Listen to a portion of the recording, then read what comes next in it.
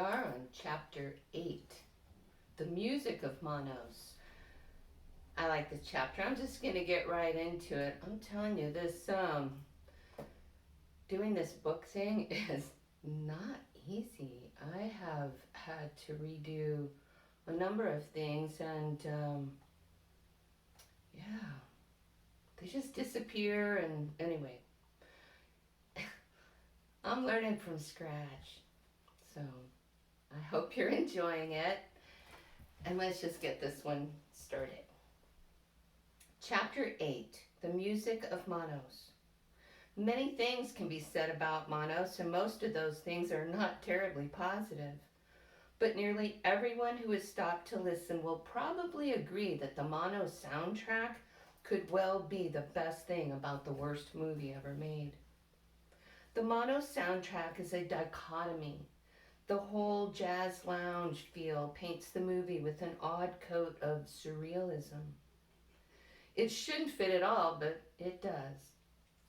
The various themes expand and build in a masterful way, although the time constraints meant to the composer, lyricist, and musicians spent almost no time putting it together. It somehow magically worked. The true quality of the Manos soundtrack can be heard in HD in Derek Singer's 2012 remastered version, which is included in the remastered film. Until recently, almost nothing was known about the talented musicians who created and played on the soundtrack. The only names credited in the film for the music were Robert Smith Jr., who composed the music, and Russ Huddleston, the songwriter. The rest of the musicians got no mention at all. Bob Smith was a student at Texas Western in 1966, perhaps in part to avoid the Vietnam draft. Instead, he got drafted into creating an original soundtrack for a movie his poker buddies were involved in, with no promise of compensation and little more than a copy of the script. It's possible that Bob had already written some of the music and then adapted it for the film, the same way Dad used his hand sculptures to fill out what he needed as prop coordinator. It's more likely that Bob and Russ simply hammered it out and just made it happen. Bob quickly composed a score and went about gathering a few local musicians and vocalists to record it. Research has uncovered that John Hardy played sax and flute, Kurt Warren, no relation to Hal, played the guitar, and Nikki Mathis was the female vocalist. The name of the drummer is still lost to the annals of time. And 50 years later, Nikki Mathis is not sure how she was chosen and contracted to do the vocals of Forgetting You and Love Inside This Magic Circle. It could have been her theatrical connections. She, John Reynolds, and Bill Jennings were in a local production of Finian's Rainbow, in which Nikki was part of the chorus. She was already a big deal in El Paso 10 years before Manos happened and had been singing far longer than that. Born in Marlin, Texas, Nikki and her family moved to El Paso when she was 5. She began singing in local jazz cafes as a teen and gained fame as a jazz vocalist with the late Jerry Sandifer's Modern Jazz Trio with Nelson Sanders and Pete Morris. Together, they opened for the first Pass of the North Jazz Festival in El Paso in 1959, featuring the Dave Brubeck Quartet, Chico Hamilton, and Eric Dolphy, Lambert, Hendricks and Ross, Chris Connor, and Maynard Ferguson, with Anne Marie Moss. The concert master of ceremonies was Leonard Feather. By 1966, Nikki had married and divorced and was mom to 2 young children. She remembers showing up at a recording studio in downtown El Paso near the train station where she met Russ and Bob for the first time. It was also the first time she had seen the music. She liked it and thought it interesting, but couldn't get a sense of what they wanted, and the guys just weren't offering much in the way of suggestion. The 2 men seemed very young, and they were acting strangely, which led her to believe they were high on something. They spent much of the session laughing over by the piano, caught up in their own entertainment, so Nikki winged it just the best way she could. I only recall one recording session and feeling I didn't know what was going on, she remembers. Magic Circle was in a key too high for my comfort, but Bob couldn't change it. And I don't recall any rehearsals. Thank God my sight reading helps and I depend on my ears.